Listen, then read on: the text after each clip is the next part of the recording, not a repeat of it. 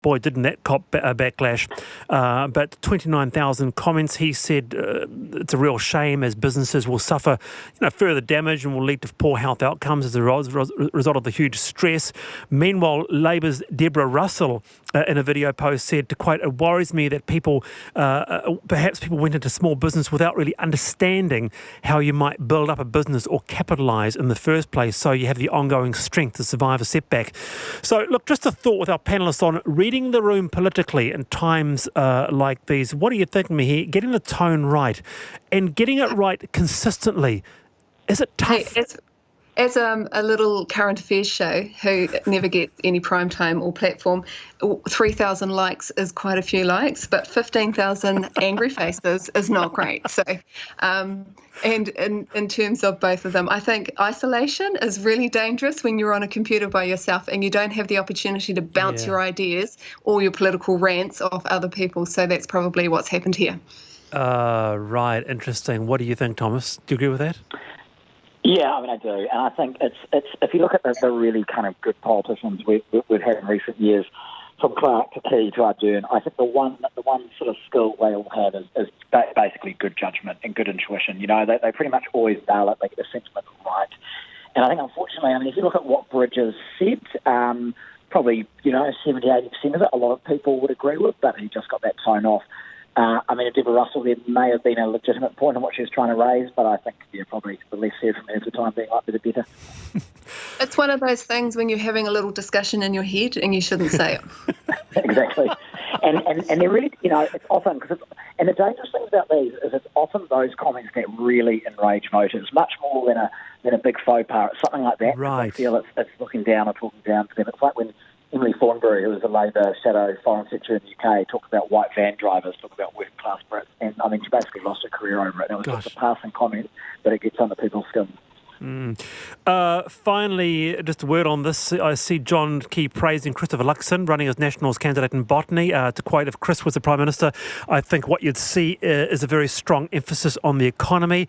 Round the panel is Simon Bridges safe for now. Mihi Forbes, what do you think?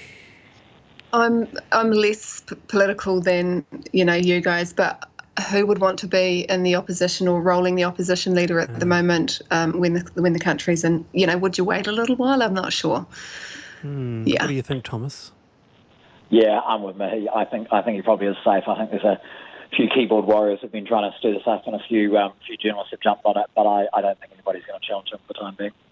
Just picking up here, actually, what you said there to round out the show, in terms of getting a little bit of cabin fever around social media. Do you sense that people are really wanting to voice their opinions on not just Simon Bridges, not just Deborah Russell, but there's a lot of opinion going around. Perhaps it's a good thing.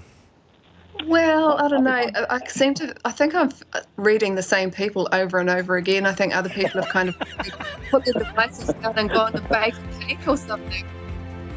Thomas? Yeah, I'm on Mihi. I think just put the laptop down and go out for a walk, actually. Mihi Forbes and Thomas Pry, you've been wonderful. Thank you so much for being with me this afternoon. I'm Wallace Chapman. Checkpoint is next. I'm back tomorrow, Friday, from 3:45. Join us then. Stay well. See you.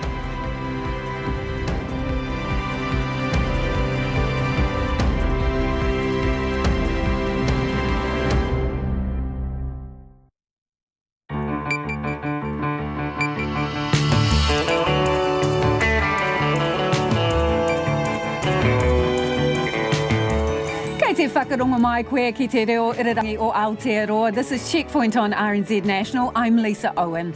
E haere aki nei, the media is the news today with a $50 million government bailout unveiled with a promise of more money to come. Broadcasting and Communications Minister Chris Foy joins us live. Well, the government changed the laws around airline refunds after COVID-19 leaves thousands of travellers out of pocket. 1,000 companies get the wage subsidy when they shouldn't have.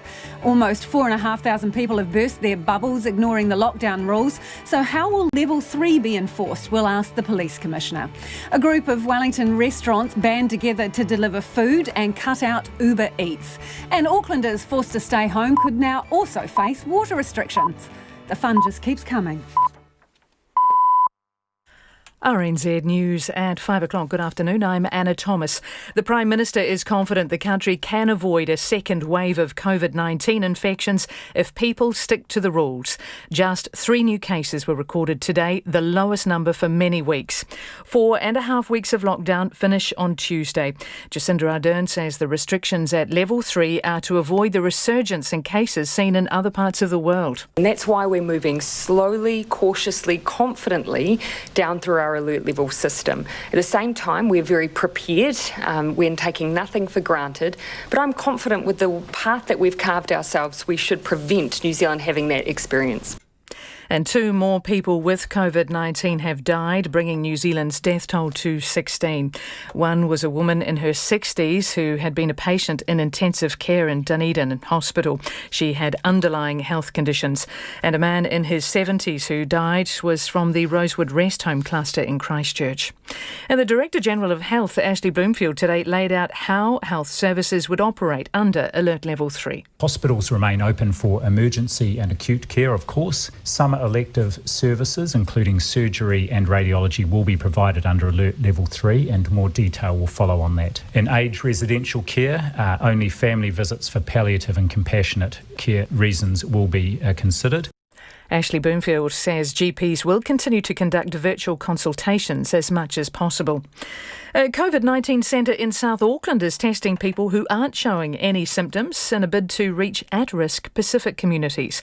Ministry of Health guidelines restrict testing to those with at least one symptom of infection or where there has been a cluster or an outbreak in a vulnerable facility. But a centre in Otara, which is testing almost anyone, including those without symptoms, has been swamped with more than 300 people today. A Samoan community leader, Tele'i Edwin Puni, says there's a need to test more Pacific people, many of whom live in large households with essential workers. Police have dealt with 4,452 breaches since the lockdown began, including more than 400 breaches in the past 24 hours. Throughout the lockdown, there have been 477 prosecutions, 3,844 warnings and 131 youth referrals.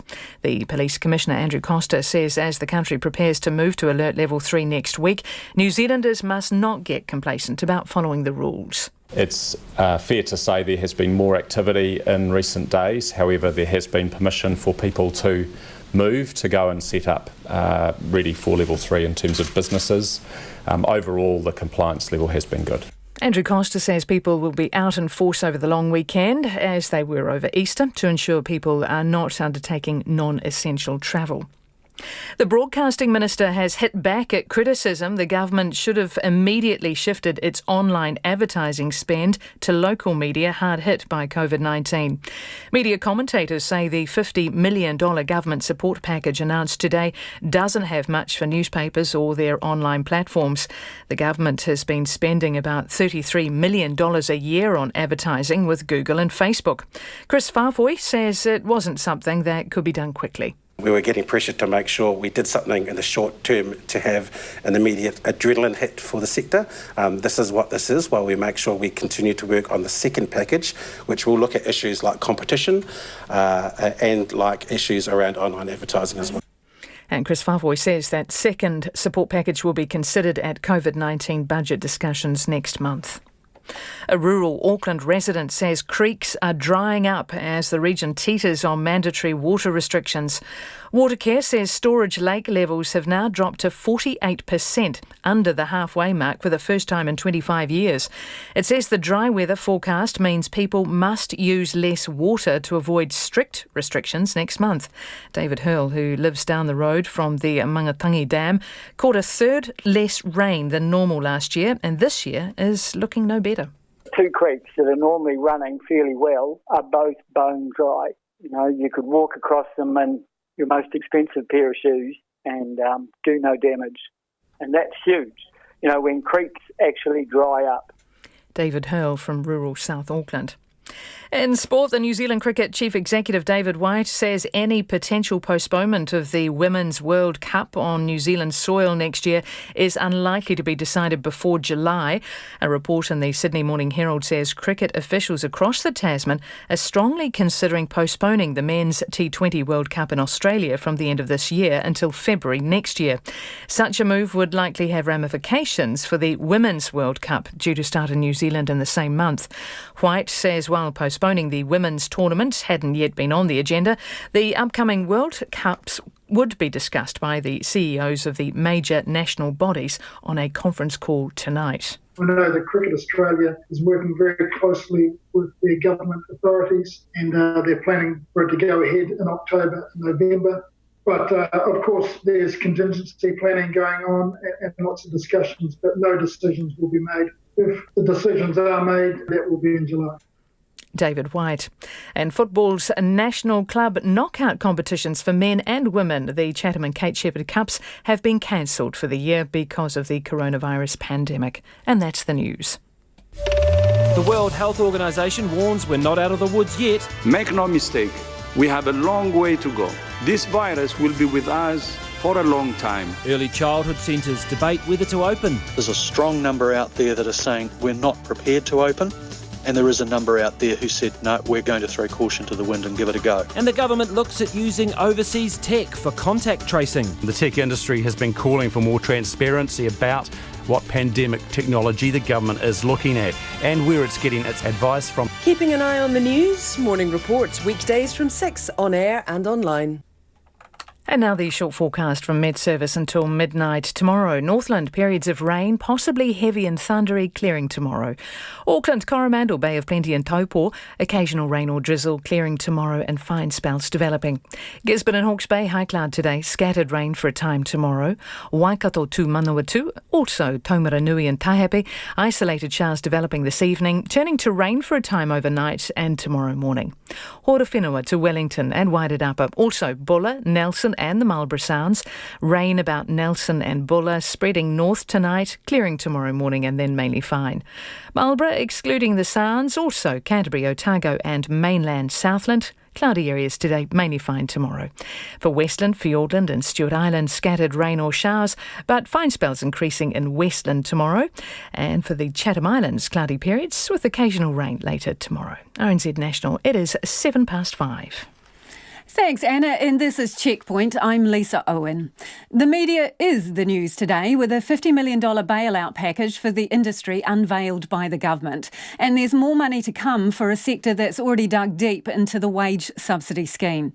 The package includes scrapping transmission fees for broadcasters for 6 months and cutting New Zealand on-air levies. There's also an $11 million fund set aside for targeted assistance to media companies.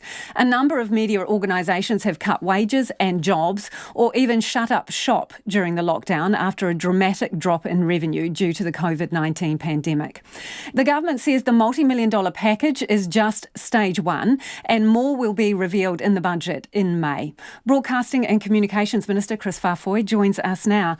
Good evening, Minister. This package seems to benefit mainly radio, TV, the broadcast media. What about print and online, which, well, really has signalled some of the most significant job losses? Yeah, Lisa, that's where the fund of, or the pot of $11.1 million within that $50 million envelope will come into play. When we spoke to chief executives today, certainly when we were constructing the package, they talked about the likes of bringing forward government advertising revenue. That's one of the options that we can do with that $11.1 million. So that's not extra money. That's money you were going to spend anyway, isn't it, Minister? You'll just spend it earlier. Yes, but the big thing there for the media companies, though, obviously, Lisa, is cash flow. We could have waited to do what we normally do and pay that kind of money over a year. But the big issue for those companies right now is cash flow, so paying it in advance would certainly help them out, and that's certainly one of the things that we'll be speaking to them directly about and hoping to get that kind of money out into their system as soon as possible. Some people will ask, why save some organisations who are arguably failing before COVID-19? Well, Lisa, the answer to that is, while it's a sizable amount of money, by no means will this save any of the media organisations that are in trouble. It's a shot of adrenaline, as I said earlier, in order for us to think more long-term about what the future of media and journalism is in the country. So Minister, sorry to interrupt. So are you prepared to pay out some of this money to companies in the knowledge that they still may not survive this? You're prepared to pay out money and watch it sink with an organisation? No, that's not what I'm saying. What I'm saying is that for the likes of broadcasters, there's obviously a 6-month waivering of broadcast fees. The $11.1 million, again, we can have conversations specific to organisations, but we're trying to balance cash flow and prudent spending of taxpayer money. Now, bringing forward the advertising spend, while a good idea in total, might look different from one entity to the next, if, per se, one would be looking not as sustainable in the short term to someone who looked more sustainable in the long term. And that's why we have to have these specific conversations with each entity to see exactly what is the best way to assist them to try and keep them above board or above the water, but also have prudent spending of taxpayer money. Okay, so you're basically saying, and you have said, that the help will be based on, in part, future viability. So who falls into the category of viable? Is Stuff viable? Is the Herald viable? Is MediaWorks viable?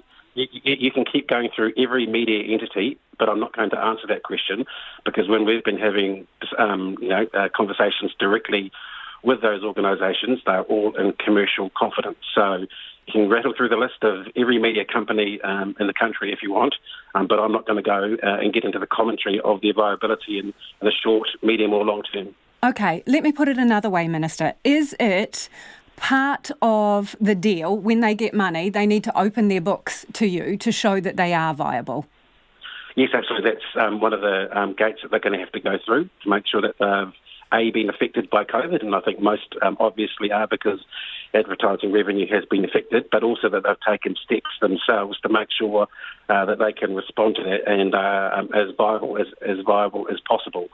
So they are the first hoops that the media entities have to get through in order to get access to. So who will check their numbers? Who's going to do those kinds of audits on them? The Ministry of Culture and Heritage, along with the Treasury, will be working through those kinds of issues with the media entities as we speak. We want to be able to do that with some speed because cash flow is an issue for a number of those media entities right now.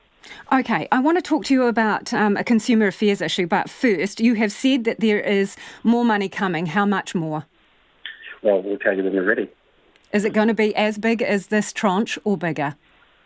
Oh, look, I think when we're generally speaking about the medium and long-term future of journalism and looking at getting behind and upgrading what the local democracy reporting scheme looks like at the moment, which is supporting regional journalism around the country in a big way, then I think we have to have some ambition behind that.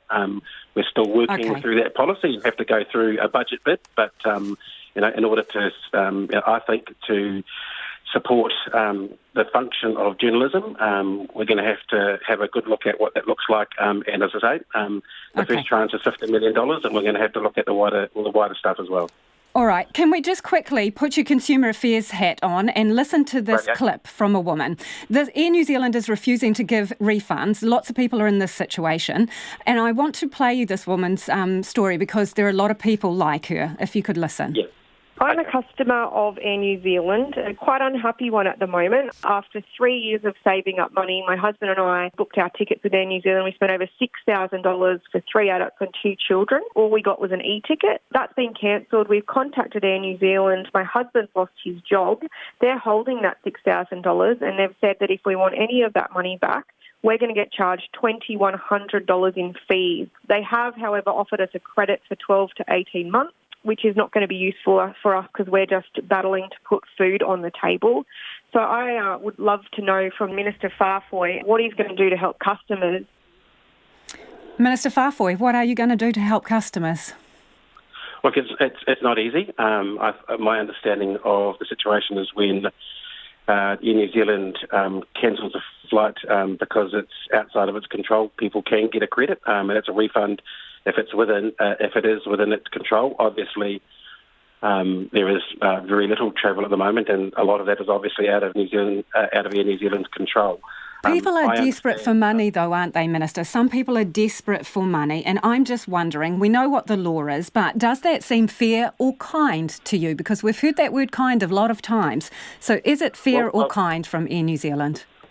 Oh, it doesn't sound kind. Again, when everyone buys a ticket, Lisa, there are terms and conditions about that, and let's be honest, I don't, and I don't think many people would read the fine print.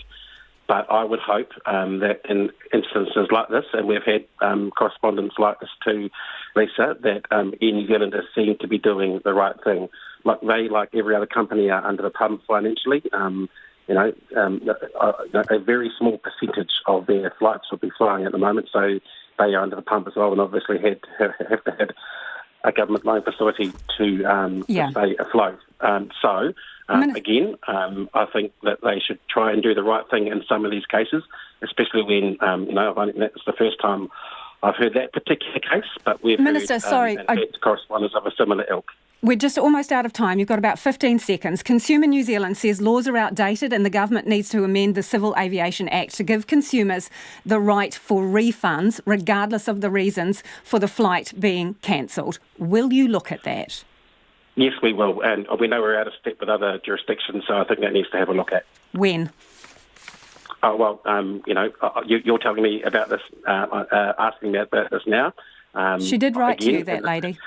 Yes, she did, but in the first instance, I would hope that Air New Zealand would do the right thing in the short term, and while the government looks at the law around this, which doesn't happen overnight, they continue to do the right thing by their customers. But you're undertaking to look at the law? Yeah, we'll have a look at it. I understand we're out of step with other jurisdictions. Appreciate your time, Minister. That is the Broadcasting and Communications Minister speaking there with his Consumer Affairs hat on, Minister Chris Farfoy. And the Director General of Health, Ashley Bloomfield, has apologised to the family of a woman who's died of COVID-19 for describing her as being in a stable condition just days earlier. Jocelyn Finlayson was one of 2 people who have died in the past 24 hours, on a day when the number of cases climbed by just 3. Here's our Deputy Political Editor, Craig McCulloch. Another day of sad news. The COVID-19 death toll climbing to 16 in New Zealand as the virus claims the lives of 2 more. A man in his 70s at the Rosewood Rest Home and a 62-year-old woman in Dunedin Hospital. My sympathies go out to the families of both of these people, and once again we are reminded of the serious threat that this infection poses to individuals and our communities. For one of the families, the tragedy was compounded by false hope. On Tuesday, Dr. Bloomfield stood at his usual briefing and told New Zealand all the intensive care patients were in stable condition. That included Jocelyn Finlayson, a Southlander, 62 years old. Her daughter Nicole was elated to hear the news, but upon ringing the hospital, learned no, her mother was still critical. I am very sorry because I think that did create some anxiety and concern for the family, so I'm sorry that happened, and I'm certainly happy to be in touch with them personally if they would like to. What happened was not so much an error as confusion over terminology. Stable, in this case, meant the woman's condition had not changed, not that it had improved. Of course, that's little solace for the heartbroken whānau. The Prime Minister Jacinda Ardern says in future the wording will be changed. No one wants to create any kind of extra additional distress for families, as obviously has been caused in this case. It's not the only change in protocol being adopted. Unlike other cases, the family were allowed in the hospital room for Jocelyn Finlayson's final moments. While her family had not been able to visit her over the past few weeks, arrangements were made for them to be with her last night as she passed away. For the families who have lost loved ones due to COVID-19, this has been a sore point. Strict conditions preventing them saying their final goodbyes in person. From Tuesday, under Alert Level 3, the rules for visiting patients in hospital who have the virus are set to relax. If the clinician feels it's safe, there will be provision for a family member to visit, and PPE will be provided and its use will be instructed, so that will keep the family member safe. The provision of PPE or personal protective equipment has been a constant source of irritation for those on the front line. Yesterday, doctors, dentists, pharmacists and rest home operators all spoke of the difficulty accessing masks, gowns and goggles at various times. The Health Minister David Clark has today ordered a rapid stocktake to ensure PPE is being distributed in a timely way. One of the areas where we think that there has been a need to improve has been from within DHBs then out into those community health providers. That's particularly where the Minister of Health is focused with this audit. The move comes as the country creeps closer to the end of lockdown. Today, the new cases jumped by just 3, a remarkable turnaround from several weeks ago. But the deaths remain a reminder. New Zealand is not out of the woods yet. From Parliament for Checkpoint, Craig McCulloch. It is 21 minutes past 5 and you're with Checkpoint on RNZ National. We'd like you to get in touch. If you can text us on 2101, you can tweet us at Checkpoint RNZ or email checkpoint@rnz.co.nz. Do you think the government needs to look at legislation around airline tickets to guarantee travellers or would-be travellers refunds? We'd also love to hear from you if you've got a loved one in hospital and are unable to visit them at the moment. Auckland could face water restrictions not seen since the 1994 drought if water use doesn't drop and fast. Watercare says storage lake levels have now dropped to 48%, under the halfway mark for the first time in 25 years. Mandatory restrictions will be on the cards if levels keep dropping with no rain in sight for the next few weeks. Annika Smith reports. David Hurl lives in the shadow of the Henua Ranges, just down the road from the Mangatangi Dam, Auckland's largest water storage lake. Rainfall is a huge part of the daily chatter in rural communities, but these days it's never good news. Last year he caught a third less rain than normal, and this year it's looking much worse. We are tracking way lower with no tropical cyclones that'll deliver anything up to 80 or 90 mils. We've had none of those. So for the first 4 months of this year, we've probably only got what you would call an average month, which means that we're probably down a third already this year. Mr Hurl says there are large cracks across his lawn and water sources are drying up in ways he hasn't seen before. 2 creeks that are normally running fairly well are both bone dry. You know, you could walk across them in your most expensive pair of shoes and do no damage. And that's huge, you know, when creeks actually dry up. On an average year, Auckland's 9 water storage dams in the Henua and Waitakere ranges sit at 75%. Today, they're teetering just above 48%. Last year's rainfall didn't replenish the storage dams, and so far this year the region has received less than half its usual rainfall. Watercare Chief Executive Raveen Jadaram says it's a serious situation that's only getting worse. We are in a drought, and we have been, and it seems that the next few weeks, if not next few months, is going to continue with below average rainfall. Auckland is currently at the first water restriction level, which means people shouldn't be hosing their gardens, washing cars or water blasting. Watercare could be enforcing this by using a council bylaw, but has instead been asking people to cut back on a voluntary basis because COVID-19 restrictions are the top priority. Aucklanders have been great. They've responded very well. They have always responded well when we've asked them, and the demand has come down. Unfortunately, if we don't get rain, we'll be asking for more reductions that Aucklanders are not used to, reductions that we haven't asked for since the drought in 1994. In 1994, water levels dropped to 36%, prompting the construction of a pipeline to Waikato River to ease pressure on the storage lakes. Mr Jadaram says water restrictions will move to the second level, last used in the 1994 drought, if storage levels drop to less than 40%, which could be as early as next month. He says second level water restrictions will hurt commercial outlets the hardest, as they'll be trying to get back on their feet after the level 4 lockdown.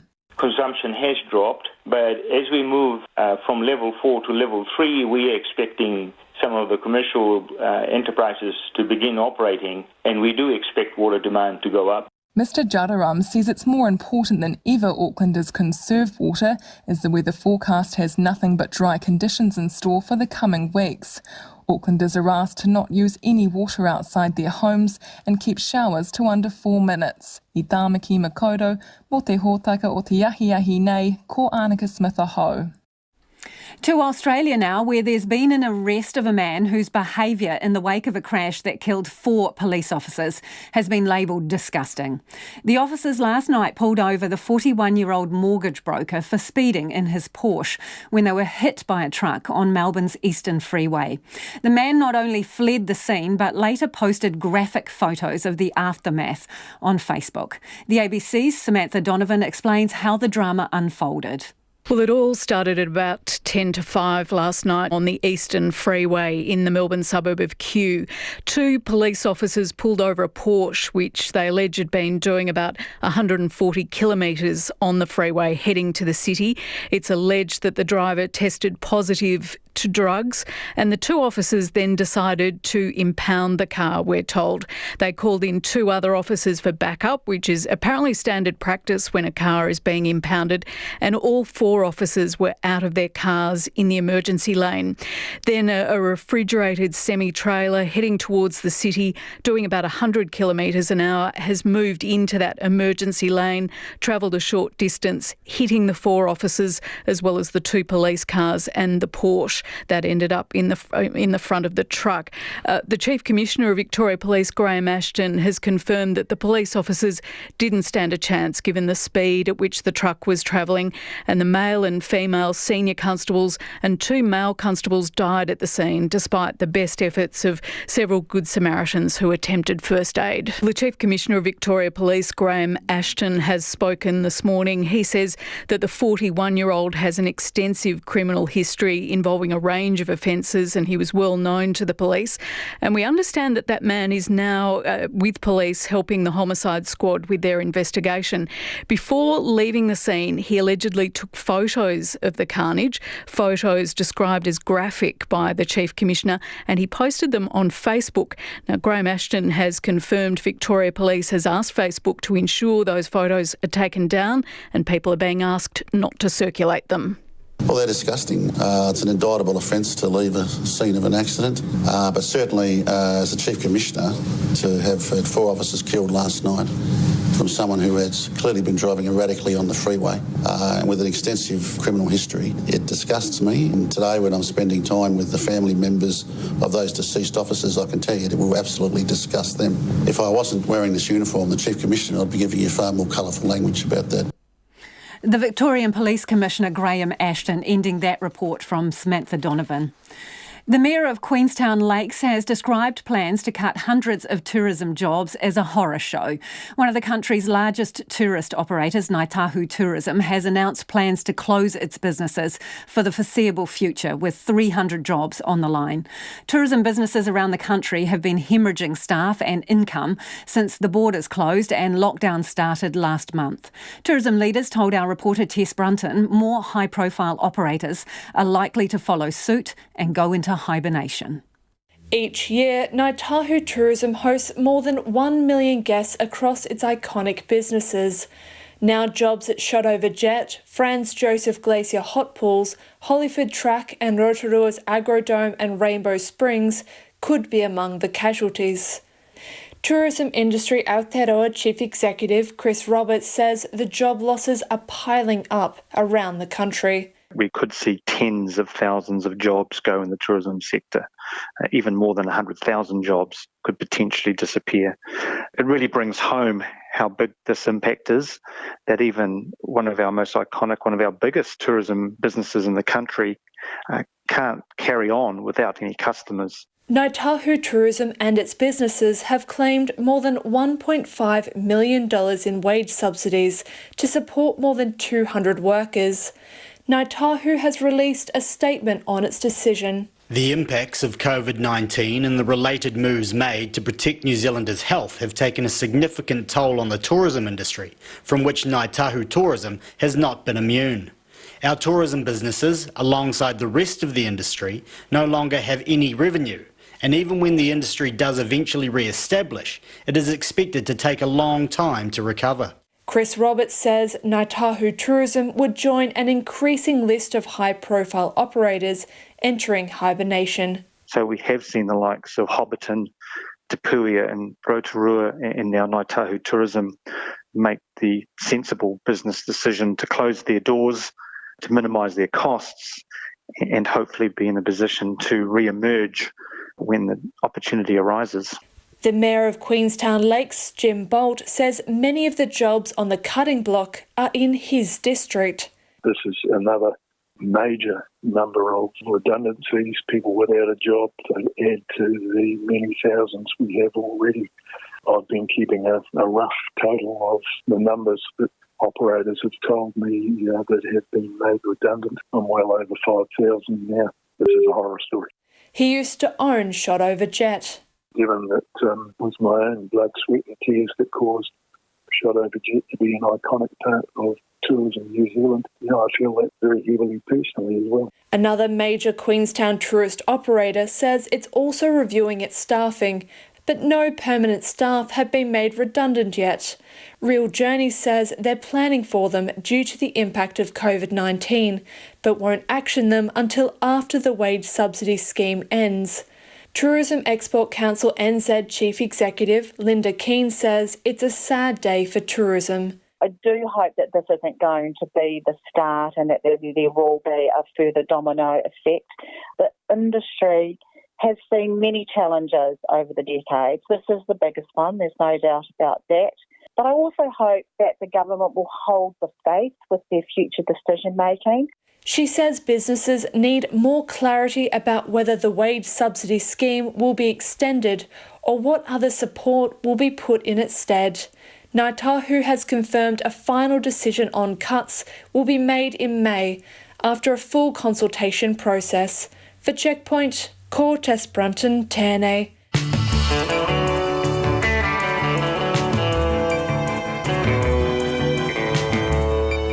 Coming up on Checkpoint on RNZ National, the Police Commissioner on community checkpoints and flouting lockdown rules. Ko Hangareo defy advice and will remain closed until level 2. And cutting out Uber Eats, a group of Wellington restaurants band together for home delivery. But first, here's Anna Thomas with the headlines. Thanks, Lisa. The Prime Minister is confident the country can avoid a second wave of COVID-19 infections if people stick to the rules. Jacinda Ardern says New Zealand is moving slowly, cautiously and confidently through the alert level system to avoid the resurgence in cases seen in other parts of the world. Just 3 new coronavirus cases were recorded today, the lowest number in many weeks. The government has released a $50 million support package for commercial media companies that have missed out on advertising revenue due to the pandemic. Broadcasting and Communications Minister Chris Whāwhoi says without government intervention, the country risks missing out on the important independent news people rely on. A COVID-19 centre in South Auckland is testing people who are not showing any symptoms in a bid to reach at-risk Pacific communities. The centre in Otara, which is testing almost anyone, was swamped with more than 300 people today. And there have been 4,452 recorded breaches since the lockdown began, including more than 400 breaches in the past 24 hours.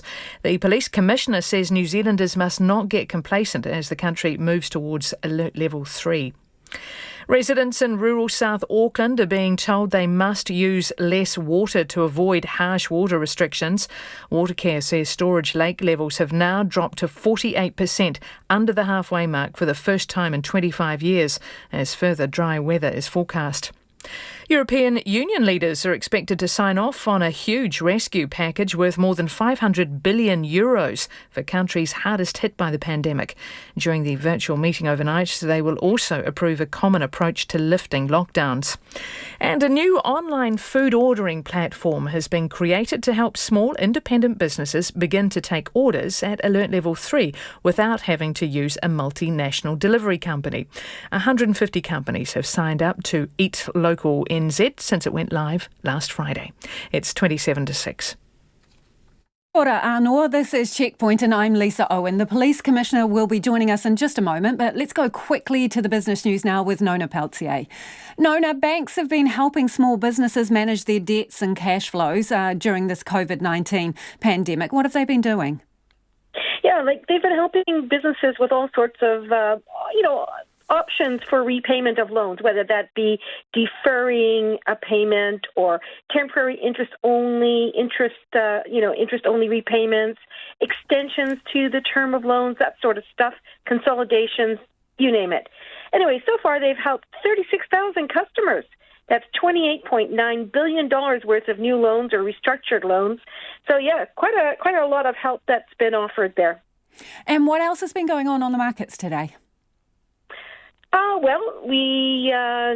Let's see, our own top 50 index, we ended up about 0.25%, 28 points to 10,446. Certainly there's a more positive vibe around the markets. And the New Zealand dollar, we were about steady. We were at 59.7 US cents, 94.2 Australian, and 48.3 British pence. Thanks, Nona. That's Nona Peltier with our business news. Bubble breakers have been out in force over the past 24 hours, with police catching 423 people breaching the COVID-19 lockdown rules. Since New Zealand went into Alert Level 4, almost 4,500 people have ignored strict instructions to stay at home and save lives. And 477 of them are being prosecuted. Now, that's the official enforcement, but what about small communities who've set up their own roadside checkpoints, controlling roadways and stopping drivers? Well, Police Commissioner Andrew Costa joins us now. Good evening, Commissioner. How many community checkpoints are there operating around the country at the moment? Good evening. That number is a little bit dynamic. We've had, I would say, roughly 30 to 50 operating over time. We are working very actively at the moment with those communities to revisit that and see if we can't shift it into a more appropriate space. When you say shift it into a more appropriate space, what do you mean? Stop doing it? Well, early on, these communities felt the need, because of their vulnerability that they perceived, to put in place protection in addition to that police is offering. We've never encouraged those things to be done, and we have worked closely with those communities in order to ensure that A, they were protected, and B, that road users can continue to lawfully use the road. Up to press, those checkpoints have been directed towards the controls that the government has had in place. There shouldn't have been much road movement, but we are mindful as we transition through the levels that there will be an increasing number of people legitimately on the roads. Okay, so you're not actively encouraging it, but are you actively discouraging it? Because they're illegal, aren't they? It's illegal to prevent lawful use of a road. Now, right. We have worked so very they're actively. Illegal. We have worked very actively with the organisers to ensure that lawful use of the road has not been prevented. As we move into level 3, we recognise that more tension could come around that, and so we are committing to ensuring a police presence if there is a determined attempt to continue with the checkpoints. We are very clearly of the view that checkpoints will not be appropriate in level 2. Level 3 still represents a reasonable limit on the movement that should be allowed, and we take a prevention-first approach. We want to work with people rather than escalate situations if that's at all possible. And people will understand it, but here's the thing. There is about 4,500 people who have breached lockdown in some way, shape or form, and 477 of them are being prosecuted. Why are they getting pinged when people running these checkpoints don't actually have the rights to do that? They're operating outside of the law. Government ministers have said several times only the police and the National Emergency Management Authority have the legal right to have these kinds of checkpoints. So why do they get to carry on doing it? We have worked with the people organising these checkpoints for some time to ensure that they're being done safely. We recognise that it is not as simple as being able to provide assurance to these communities that they're not at risk. Many of them have good reason to fear that they are at risk because of their demographics and because of what history tells us about experiences of major illnesses passing through these communities. So we've adopted a preventative approach. We've worked hard with people, and we believe that that's been well managed in all the circumstances which are unique. Okay, so there have been some problems cited, like allegations of a gang member at a checkpoint, a couple in the far north allegedly being detained. Have there been issues, and if so, what ones?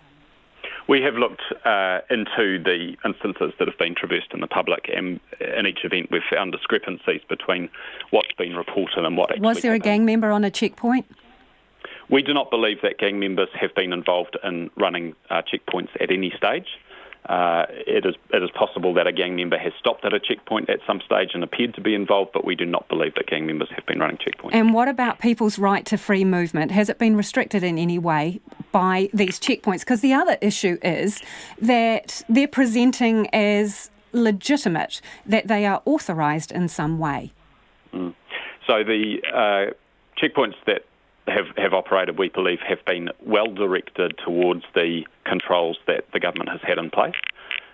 We do recognise, though, that tension will come on that as things are opened up more, and therefore we need to revisit the approach with those communities and groups involved. We are doing that presently, and we envisage having a police presence at any location where this is still occurring.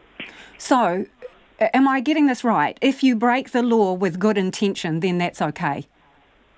No, absolutely not. The law is the law, and we will take appropriate steps to enforce it.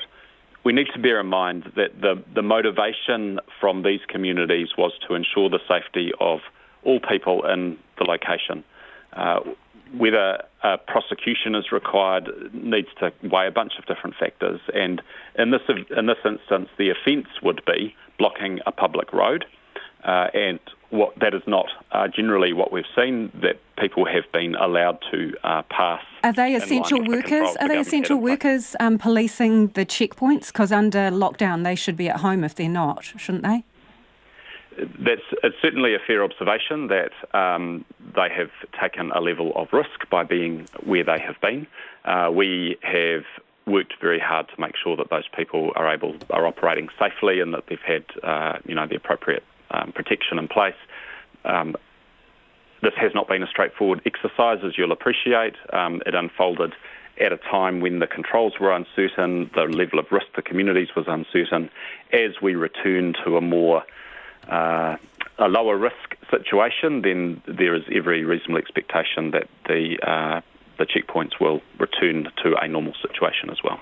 Before you go, just quickly, what are the plans for policing the lockdown over Anzac weekend? We're taking a very similar approach to the approach we took for Easter, which is to say we're under level 4 controls. We will be until Monday night. We will be actively focusing on areas where people may be tempted to go for holiday making, going to a batch.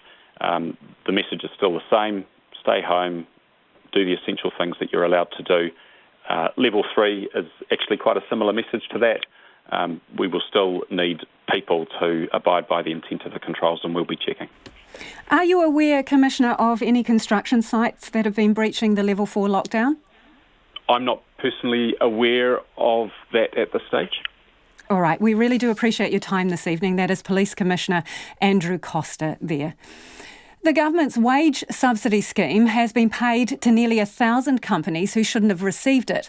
More than $10 billion has been paid out to businesses. The bill has now reached more than half of the government's total health spend for all of last year.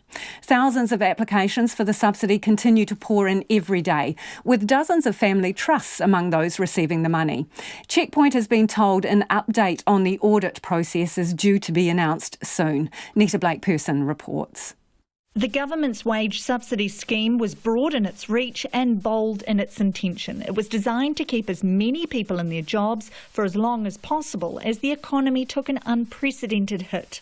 Finance Minister Grant Robertson this week told the Epidemic Response Committee it's proving hugely beneficial. $10.213 billion, $1 1,651,410 employees. Total number of applications approved is around 410,984, and then that is out of 519,788. So, applications coming every day. I mean, just, we're this far into the scheme, and yesterday there were 5,145 new applications. So, the scheme is continuing to be of significant benefit. The criteria for receiving the payment was simple. Any business with an experienced or predicted 30% drop in revenue during any month this year compared to last year was eligible. Tens of thousands have taken up the offer. Payouts include Coca-Cola on $7.1 million, Trade Me on $4.1 million, Fisher & Paykel Appliances on $7.7 million, Michael Hill Jeweller on $2.2 million. The debt collection agency Bay Corp is getting $700,000 and Wilson Parking is getting $1.8 million. Some local councils have received the cash, Waikato, Taranaki and the West Coast Regional Council. And there are also dozens of family trusts which are often used to protect assets getting the payment.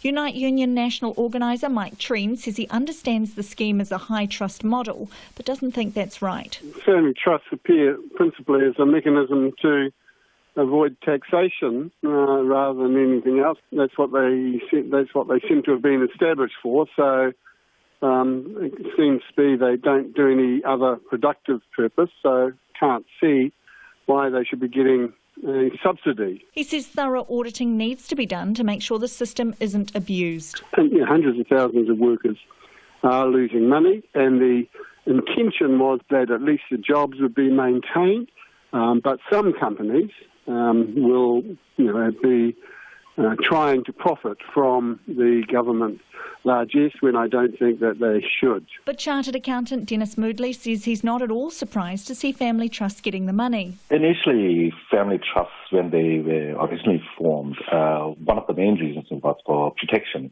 of family assets. But as time progressed, as we know, trusts started becoming a vehicle for trading. So you might have situations where family trusts started trading, and if they started trading and needed employees, they would have employed staff. He says the wage subsidy is there to keep people employed irrespective of the company structure. There's no system that's going to be flawless, and I think we just need to support and make sure that the people that need it and the reasons for why these schemes have been put in place are the ones that benefit from it. It's not a time to be greedy and stuff like that, because that's just going to make the situation worse. Unfortunately, you are going to have people that do that. But we are blessed to live in a country where the vast majority of people in New Zealand are really decent people. So I'm sure we will get things right. And for those that don't, I'm sure there'll be mechanisms put in place to fix it up. The Ministry for Social Development is responsible for the wage subsidy scheme and its audits. It says as at April 17th, 39 applicants had been asked to refund all or part of the subsidy and 22 had returned $149,000. There have been 897 voluntary reimbursement offers, with 460 so far returning $3.95 million. MSD refused to be interviewed for the story. In a statement, Finance Minister Grant Robertson said an appropriate audit process was being prepared to act as a backstop for the scheme's high trust model. For Checkpoint, Nita Blakeperson. It is, about 13 minutes to 6. I'm Lisa Owen and you're with Checkpoint on RNZ National. As of next Tuesday, funerals and tangihanga will be able to go ahead, albeit with a strict 10-person limit and enforced social distancing. It's prompted a sigh of relief from funeral directors and whānau who haven't been able to say a proper farewell. Katie Doyle reports. It's been just over 2 weeks since Betsy Tipple died, and life hasn't been the same since for her husband of 44 years, David.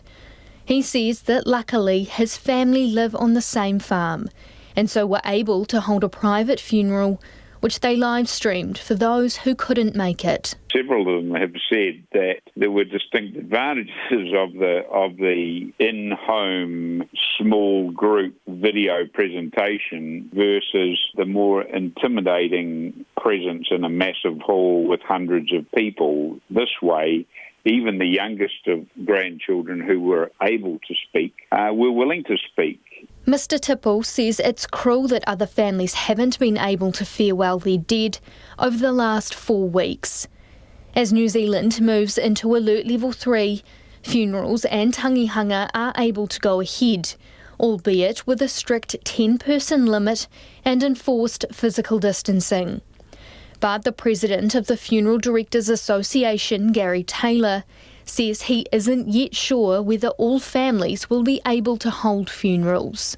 So anybody that's in long-term residential care, if they haven't had access to their family, then no, they can't. There is likely, and I say likely because once again we haven't had any of this published, the possibility that compassionate exemptions might be available. For Funeral Director Francis Tipene, the prospect of being able to provide a funeral is a welcome relief. He says the lockdown has been extremely difficult for grieving whānau. How they're coping, not so well. Ordinarily, I mean, a funeral is for a family, a funeral is for the living, not so much the dead person. And so the community feel the effects, the extended family feel the effects. Mr Tipene says the team at Tipene Funerals have been working hard to keep whānau connected, including by going live on their cell phones while dressing the bodies. But he admits it hasn't been easy and says not being able to provide a full and normal service has taken a personal toll. One of my most difficult things is not having our florist on board because flowers add so much to the funeral. And so that has been a pet peeve of mine and it's just driving me nuts. But in terms of not being able to give the full service, it's so difficult. And, a lot of my staff, and including myself, have reverted to comfort eating, which is bad. I'm probably going to pop scales at the end of this level 4 or 3. Father Rory Morrissey from the Ponsonby Herne Bay parish says 2 people from his church have died during the lockdown. He says being able to provide a small funeral is comforting. However, there is one key detail that needs to be addressed. Up until now, you haven't been able to have any funeral services in a church. It's only been at a funeral home. We're hoping that the undertakers may allow people to go to a church, but that as yet we have had no directions on that. A final set of guidelines will likely be released this week. For Checkpoint, Katie Doyle. The days may seem like they're merging into one, but we've now been in lockdown a month. You've made it this far, so let's have some bubbles, 2 in fact, that have been keeping video diaries for us. The Oliver family of Pukekohe with their 4 kids and 73-year-old Tricia, who is in a bubble with her son and his partner just out of Wellington.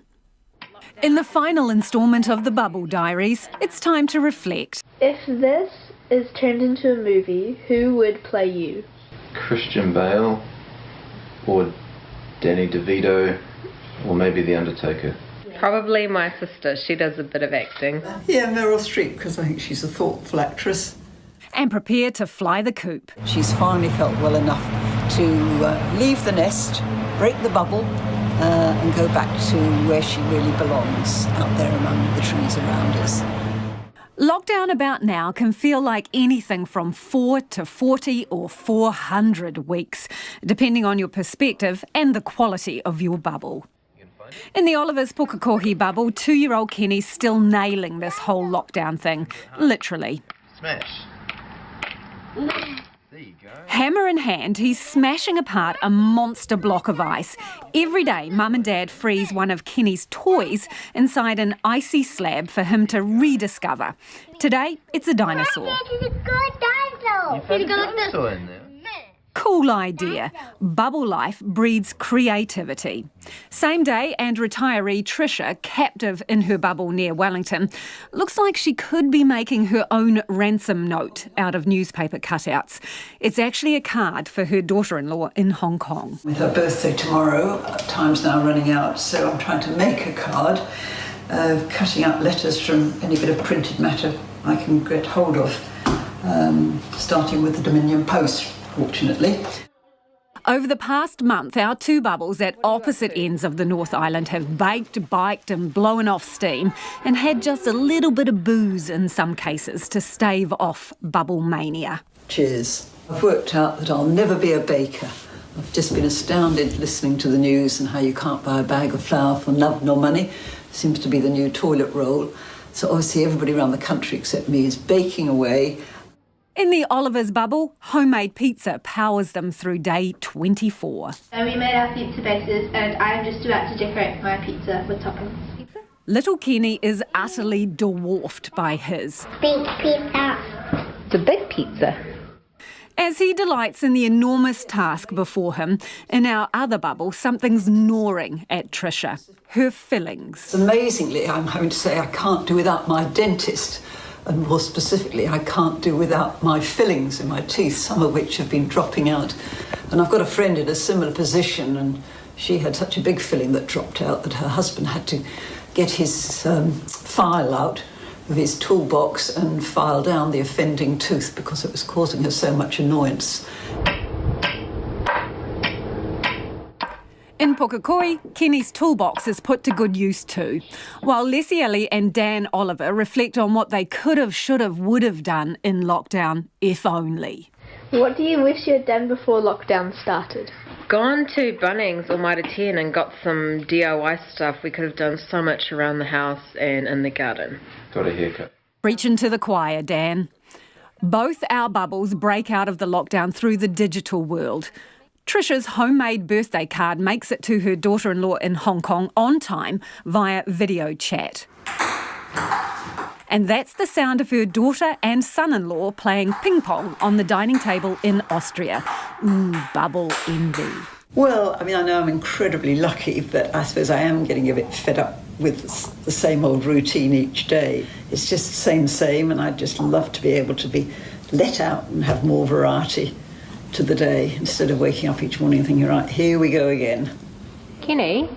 No, Daddy. What are you doing? What? Up north, and our youngest bubble resident is looking for new adventures too. Kenny? Little Kenny's just been busted enthusiastically grating carrot onto the lounge floor. A pun about nerves right now? Probably not a goer. Day 26 and the Olivers gather around the computer for the Prime Minister's big announcement about what happens next. She looks tired. Mum, Lesiele, is a bit tired too of homeschooling. An extended lockdown and 2 weeks at level 3 means a whole lot more of it. Even though we have homeschooled before, we don't like the homeschool life, and I don't like being a homeschool teacher. Well, I know for me personally it's probably not going to make a blind bit of difference going from 4 to 3, and I'm not even holding my breath on level 2 either, because I think for those of us who are described as vulnerable, it's going to be level 1 before we're going to be allowed out. The next day, and one bubble buddy's already bailed out, the injured kiriru that crash-landed near Wellington is airborne again. We won't be dobbing her in, but we're very sad to see her go. It is a stark reminder we're basically grounded, but for the odd run, bike or walk, an exercise intolerance too, Tricia has discovered. I wasn't really very tolerant of all the people that I felt I was stepping aside for and standing in ditches or scrambling up banks to give them their distance, and how very few seem to ever say thank you. And then I just made myself stop and think, well, who knows what's going on in their lives and what they're having to put up with and how they're distracted. And so I needed to really try and be more tolerant than I thought I was. You can discover a lot about yourself when you're stuck in a bubble. What have you learnt about yourself that you didn't know before all of this? Probably learnt that I live a very stressful life, and that living in lockdown has forced me to relax a little bit, which has meant I've been getting a bit more sleep and just being a little less strung up, which is good. What have you discovered you miss the most? Probably like playgrounds or the malls. Apples. Probably my friends and the rest of my family. And it's the simple things on many of our minds as the days tick up or down, depending on how you're counting. As much as I love these cats, I do get a bit fed up with stroking them and not really being able to touch human beings. And it'd be just lovely to see friends and family again and give them a hug. So I Want to Hold Your Hand, I think, would be my choice for a bubble song. Let me hold your hand. I want to hold your hand. And And a special thanks to those families, Bubbles, that have kept diaries for us over these 4 weeks. Before we get to the news, a bit of feedback on checkpoints. Sam says, so it's one rule for some people under lockdown and another rule for others under lockdown with the roadblocks. What a joke. On the other hand, this listener says, completely agree with the New Zealand Police supporting and monitoring community checkpoints. The right to use the highway is somewhat dubious under level 4 lockdowns. Another opinion here, checkpoints are an excellent initiative, fantastic for the community. But Alan says unauthorised checkpoints, it's simple. Unauthorised checkpoints are illegal. Those operating them are breaching lockdown. So prosecute them and let their good intentions be advanced as mitigating factors. And we have some news just to hand regarding school sport. In breaking news, School Sport New Zealand says all sanctioned school sports events, including national and regional sports tournaments, will be suspended until the 20th of July. Now, that is the beginning of term 3. So that is organised sport that they're saying is off the cards until term 3.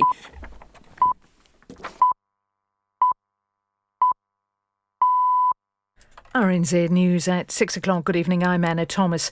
The Prime Minister is confident the country can avoid a second wave of COVID-19 infections if people stick to the rules. Just 3 new cases were recorded today, the lowest number for many weeks. 4.5 weeks of lockdown finish on Tuesday. Jacinda Ardern says moving slowly, cautiously and confidently down the alert level system will avoid the resurgence in cases seen in other parts of the world.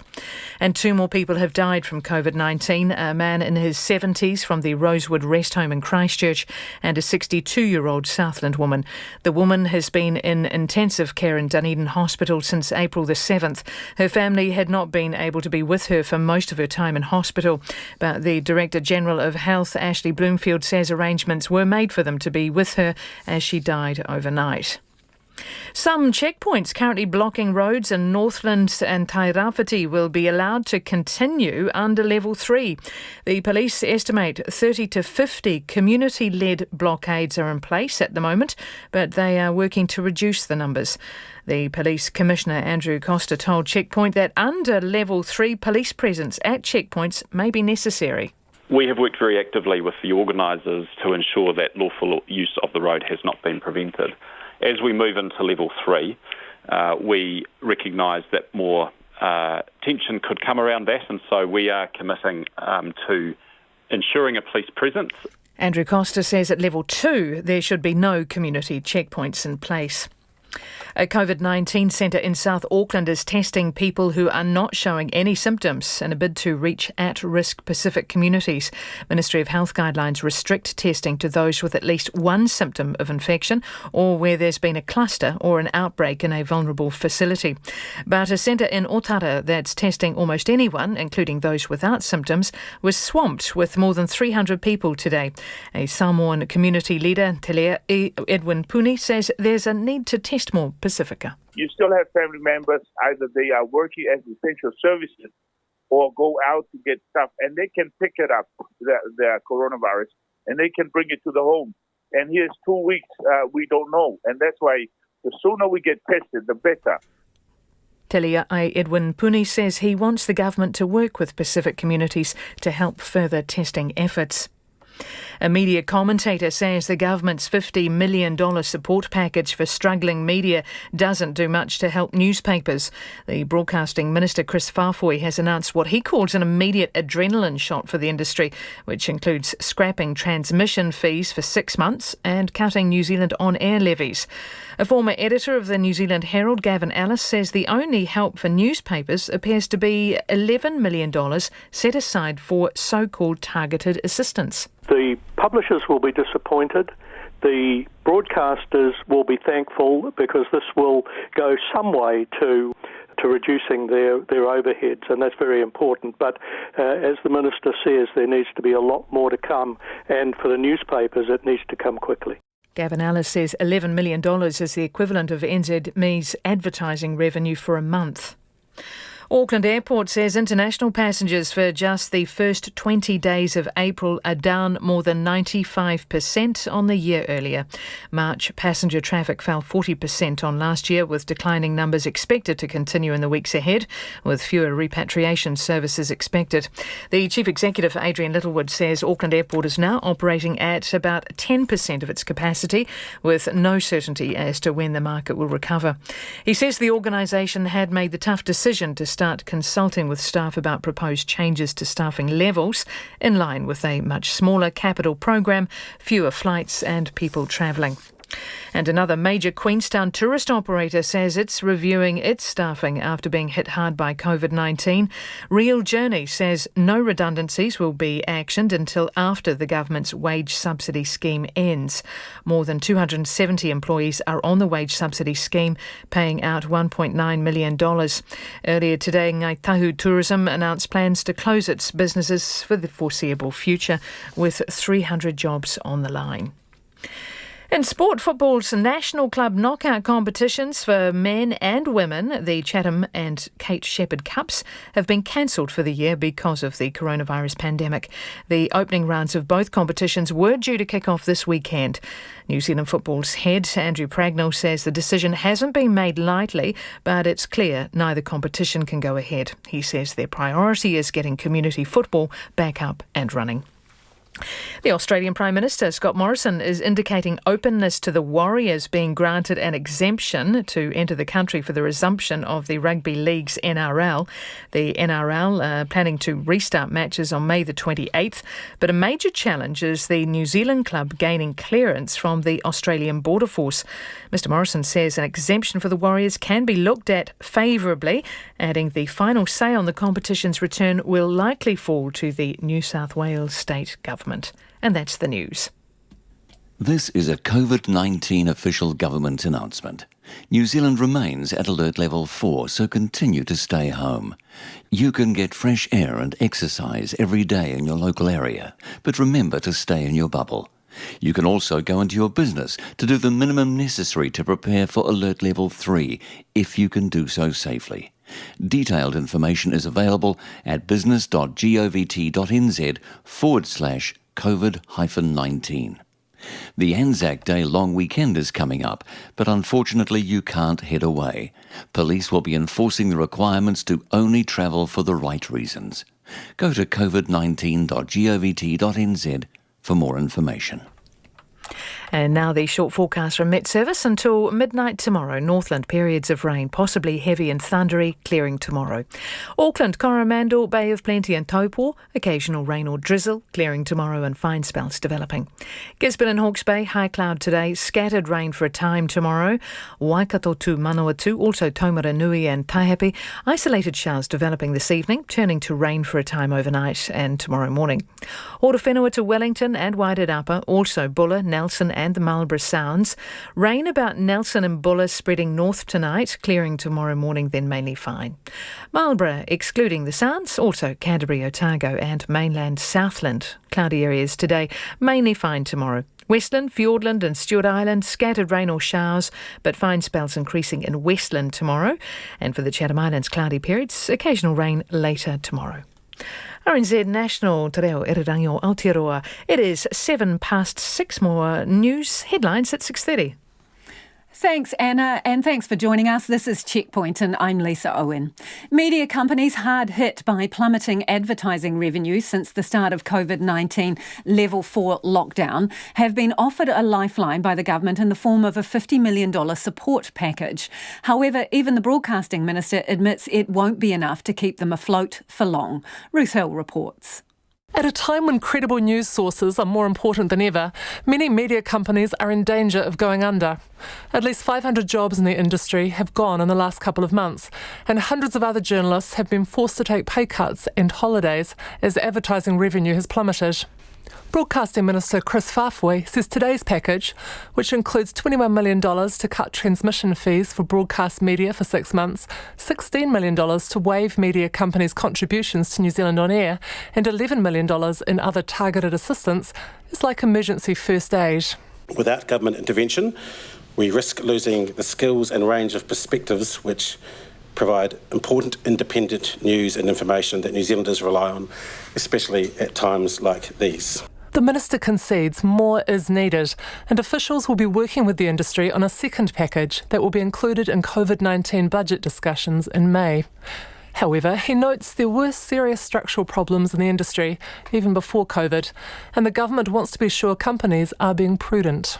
This isn't about making sure we prop up failing businesses. It's about making sure that we can support the important function of journalism in New Zealand, and I think that's what we need to make sure that we are focusing on in terms of the second package as well. Media commentator Gavin Ellis says broadcasters will be happy with the relief from paying transmission fees and New Zealand on-air levies, but there's nothing much for newspapers, except for the $11 million set aside for as-yet unspecified targeted assistance. Even if all of that money went to the print media, and I don't think it is all going to the print media, that would represent not much more than 1 month of print advertising revenue for NZME. So that shows you just how relatively small that amount of money is. Dr Ellis says the government could have made a big difference by immediately shifting some of the estimated $33 million in government advertising spend currently going into the coffers of Facebook and Google and channeling it into local media. He's sceptical of the minister's protests that it can't be done quickly because many companies can't afford to wait. Stuff's chief executive, Sinead Boucher, says the package is skewed towards broadcasters. You know, we're probably disappointed it wasn't a more even skew, and at the same time hoping that perhaps that means the next package will, provide broader assistance for our part of the industry. The support package could be worth several $1 million to MediaWorks, which has asked staff to take 15% pay cuts for 6 months. Chief Executive Michael Anderson says it's a positive start, but it's too soon to say whether it will save jobs or stop further salary cuts. I hate to keep saying this, but we're just too early to say. There's too many variables in this for one piece of the puzzle to solve everything. NZME Chief Executive Michael Boggs says the company will be working through the details with government officials in the coming days, but he is grateful the government has recognised the importance of the media industry. For Checkpoint, Ruth Hill. A COVID-19 centre in South Auckland is testing people who aren't showing any symptoms in a bid to reach at-risk Pacific communities. Ministry of Health guidelines require testing of those with at least one symptom of infection or where there has been a cluster or an outbreak in a vulnerable facility. At one centre today, more than 300 were tested and dozens more were turned away due to overwhelming demand. Mackenzie Smith reports. In the South Auckland suburb of Otara, hundreds turned out for their COVID-19 test, many dressed in the colours of their island nations, reflecting the area's diversity and its vulnerability. Samoan community leader Te Leai Edwin Puni is one of several to rally Pacific people to get tested because he fears they are being overlooked. You still have family members, either they are working as essential services or go out to get stuff, and they can pick it up, the coronavirus, and they can bring it to the home. And here's 2 weeks, we don't know. And that's why the sooner we get tested, the better. The large South Auckland turnout follows updated Ministry of Health testing guidelines that prioritise people living in large extended families, as many Māori and Pacifica do. Officially, it still advises only testing people with symptoms. But Otara's testing centre, managed by South Seas Healthcare, is testing anyone living in a crowded home or those with a pre-existing health condition in a bid to reach more Pacific people.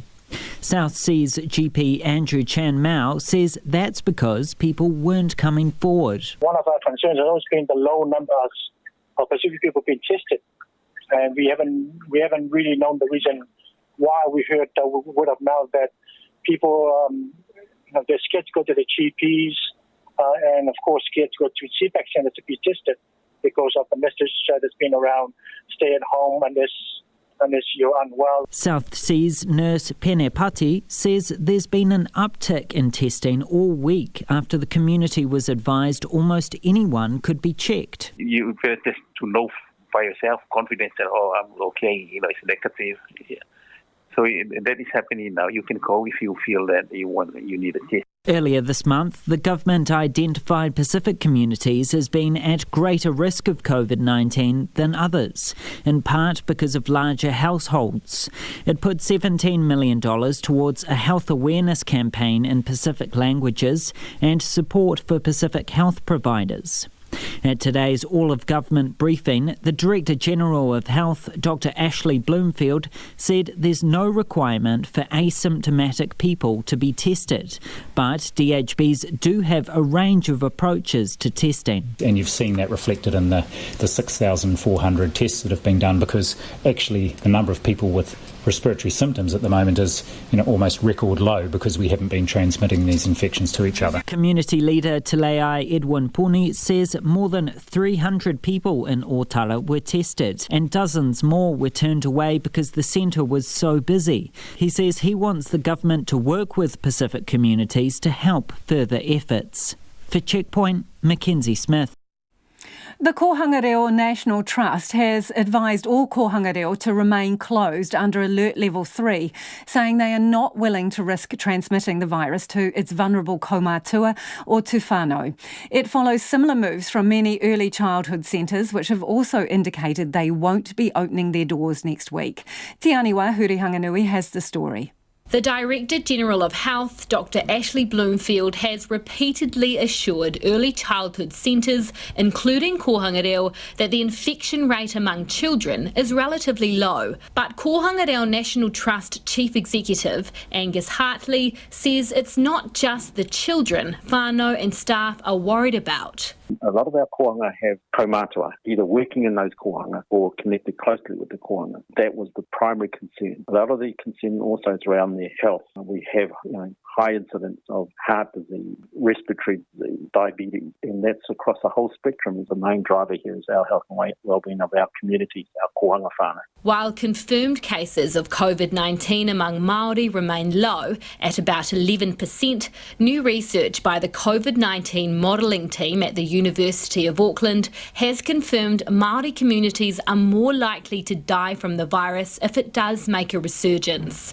Mr. Hartley says the government's decision to reopen early learning centres is not consistent with the risk profile that exists at Kohanga Reo. COVID-19 could potentially impact significantly on Māori in this context, and we've got to be careful about what that might do to our community. It's been a hard decision to make, but I think it's a justified position. In a recent survey sent to all 450 Kohanga Reo following the government's decision to reopen schools and early learning centres, nearly 80% said they did not feel safe returning to work under Alert Level 3.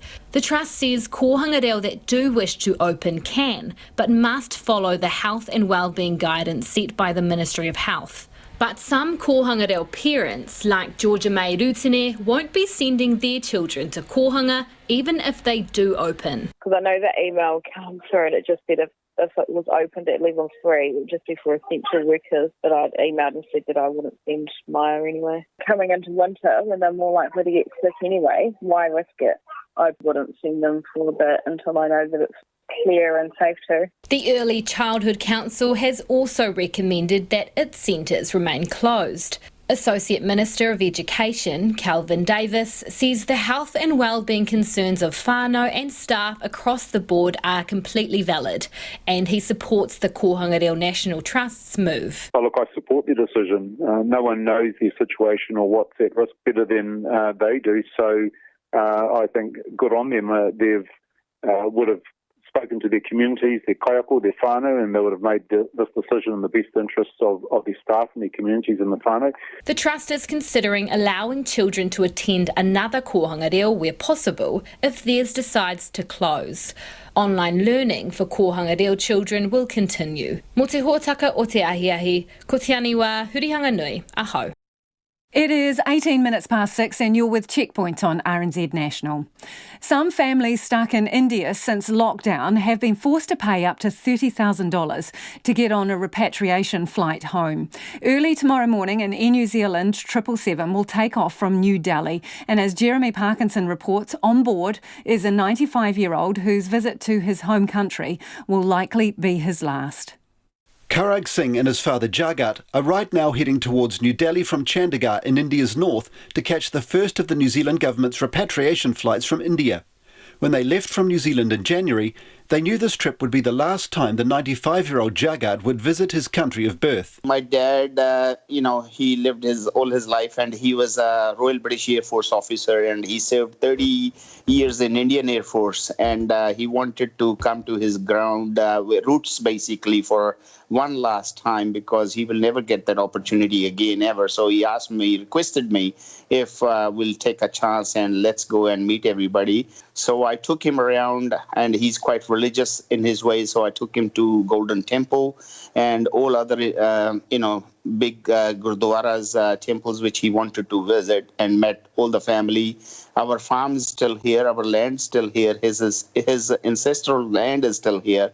So I took him to our village, and he was quite excited. When lockdown was announced, they were only a few days away from their return flight to Auckland. People are quite desperate to get out of here because they want to be with their families and home, just like my situation. My kids and my wife are over there, and it's only me and my dad here. So I think a lot of people have come, because March is a good weather and also the cheaper tickets. And obviously with the short notice, everyone got stuck. Taking the lead from Australian private charter flights, Karag began to work on a plan to repatriate the many New Zealand citizens and permanent residents stranded in India. Then I have found out there was this gentleman, Dr. Jagwinder Virk from Melbourne based. He was having a charter flights organized, and he has taken Australians from India who were stuck here to Melbourne for Australian $2,200.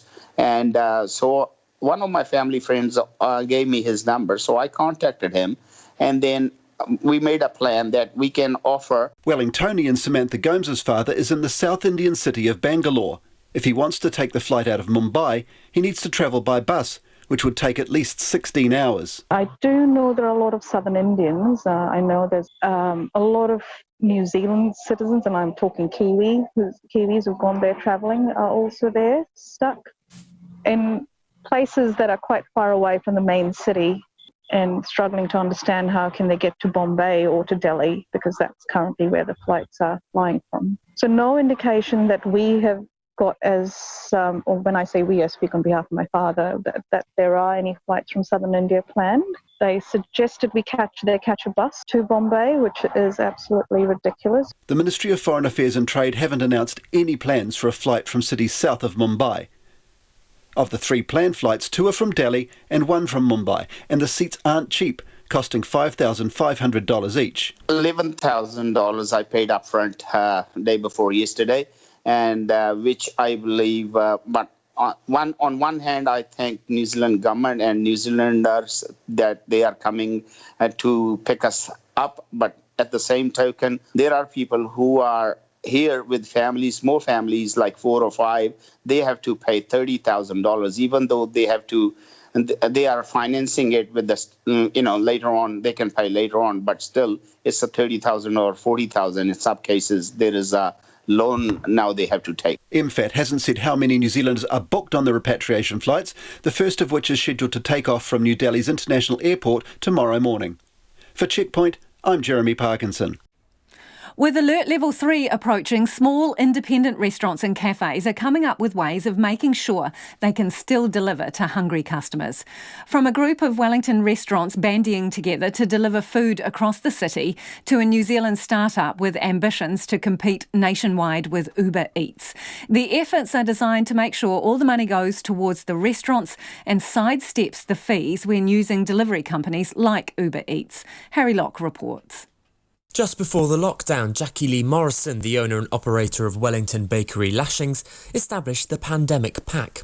It's a group of 15 small restaurants, cafes and bakeries who are all working together to provide their own delivery service. When the country returns to Alert Level 3, that service will kick into action, taking orders through a website Jackie created herself. The way it's been set up is we have a central hub in a city, and we have 3 delivery windows. So we've got morning tea, lunch and dinner. You can order from all of us for 1 delivery, which is why it's logistically so complicated. In 1 order, you could have fried chicken, brownies, ice cream and bread, all from 4 different businesses. To supplement their income throughout the lockdown, the Pandemic Pack released an online cookbook, with each business providing 5 easy-to-cook-at-home recipes each.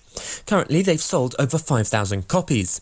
The owner of the zero-waste delivery service Yumjar, Ottilie Smith, says it's helped her keep on top of the kitchen costs. I've just been using what we have left over from the government subsidy and also now the funds that have come through from the cookbook. So that has been really, really great for all of us businesses to have that little extra support, because the government subsidy, of course, only covers your wages. Also part of the pack is Soul Shack, which specialises in Nashville-style hot fried chicken, Sweet Release, which offers all vegan sweets and treats, and Wooden Spoon, which makes handcrafted ice cream. Front-of-house staff from some of the businesses are being redeployed as delivery drivers, each one assigned to a different suburb.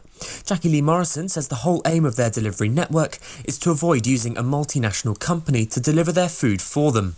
All of us operate at such small margins anyway. Say, for example, I just did this on my own. I wouldn't have the resources, but all working together as a community, we can share our resources and also then we can keep our profits rather than paying to big companies who don't really care about small business. It's a view shared by the co-owner of the Christchurch restaurant Fush, Anton Matthews. It does amaze me that a lot of people don't understand quite how much Uber Eats clips the ticket. But they take 35% from us, and they also pass on pretty expensive delivery fees, in my opinion, to the customer. And so we're asking our local community to jump on board, order through us, expect that it won't be perfect to begin with. The Prime Minister yesterday urged New Zealanders to support their local businesses and keep an eye out for whether they deliver directly, not using a delivery company. There has been criticism that Uber Eats has not reduced its surcharge on restaurants as a result of the lockdown. In a statement to RNZ, Uber Eats said it was helping out, but not how. Given the uncertainty and potentially lengthy nature of the current pandemic, our support package is focused on measures that are sustainable for us as a business and also help restaurant partners to continue to attract customers and increase order volumes. In Auckland, digital tech consultant Tim McLeod is trying to create his own platform called Eat Local NZ. He says he wants it to put the power in the hands of the businesses, 150 of which have signed up since last Friday. My favourite story is the food court on K Road, where the landlord is getting her young son to help set up all of the vendors in their food court on the Eat Local platform. And they're going to get the guy who usually clears the plate to get on a scooter and start running deliveries locally. Currently, the website doesn't offer a delivery service of their own, but he says they're looking into making partnerships with other startups in the coming weeks. For Checkpoint, Harry Locke. A New Plymouth beauty salon owner is going the extra mile in an attempt to save her business and the jobs of her employees, which are teetering on a knife edge due to the COVID-19 crisis. Charlotte Ward is now filling online orders on the night shift at the local New World supermarket. A move, she says, is simply about survival. Our Taranaki Whanganui reporter Robin Martin has more. The doors at the Silk Skin Spa, which employs 5 people, have been shut since the lockdown began, and there's no prospect of it reopening until the country gets to alert level 2. The salon's owner, Charlotte Ward, says she's been able to sell a tiny amount of product online, but turnover is, in reality, hovering just above zero. Miss Ward says with virtually no income and bills still to pay, she went job hunting. At the end of the day, it's a case of surviving, isn't it? And it's just thinking outside the box. So I thought, well, what can I do to get a bit of cash flow in? Because businesses don't just sit there. They actually go backwards if there's no money coming in.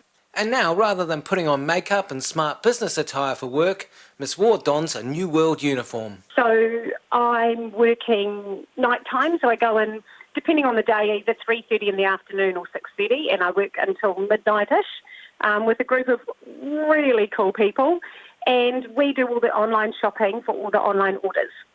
So it actually involves shopping. I get paid to shop. It's fantastic. Miss Ward, who has 2 teenage children, says it's a struggle juggling the supermarket role, homeschooling and preparing the business to reopen, but says she's grateful to have the money coming in.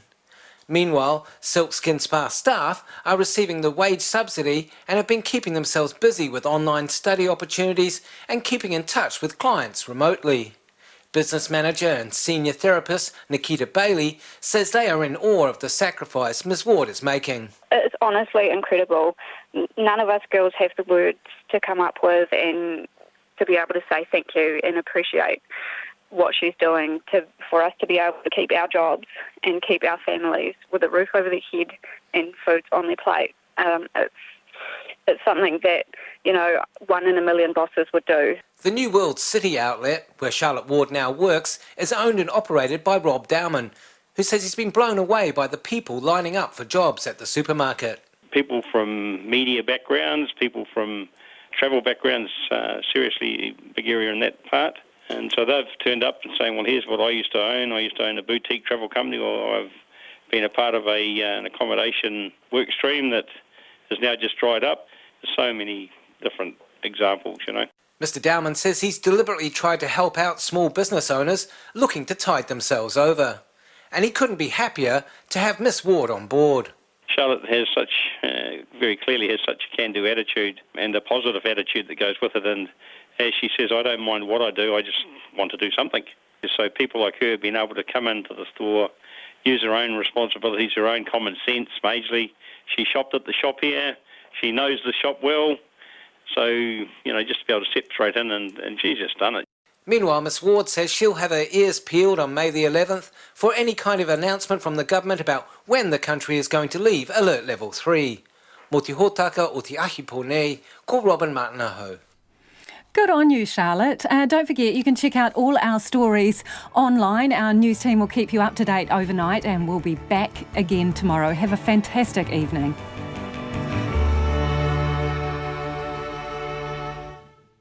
RNZ News headlines at 6:30. I'm Anna Thomas. The police say they do not encourage community-led checkpoints, and if a roadblock is deemed necessary to protect potentially vulnerable communities from the spread of COVID-19, it will be run by police.